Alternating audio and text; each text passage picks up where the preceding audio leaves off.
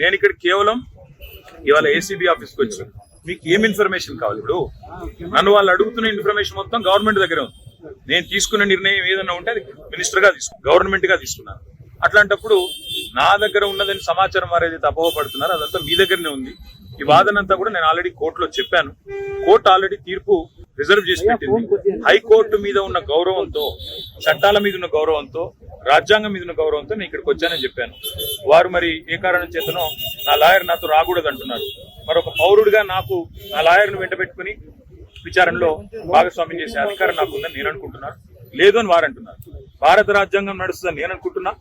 కాదు రేవంత్ రెడ్డి రాజ్యాంగం మాత్రమే ఇక్కడ నడుస్తుంది తెలంగాణలో వాళ్ళు అంటున్నారు. చూడాలి మరి వాళ్ళు ఏం చెప్తారు. నా లాయర్లు ఉంటే వాళ్ళకి వచ్చిన ఇబ్బంది ఏంటంటే, నాతో పాటు లాయర్లు ఉంటే నా రైట్స్ ప్రొటెక్ట్ చేయబడతాయి. ఇక్కడ మా పట్నం నరేందర్ రెడ్డి గారిని అరెస్ట్ చేసినప్పుడు ఆయన ఇవ్వని స్టేట్మెంట్ ఇచ్చినట్టుగా పోలీసులు తప్పుడు వార్తలు రాసి మీడియా క్లీన్ చేశారు. కాకుండా నా రైట్స్ నేను ప్రొటెక్ట్ చేసుకోవాలి కాబట్టి లాయర్ ఉండాలని కోరుతున్నాను. వాళ్ళకి వచ్చిన ఇబ్బంది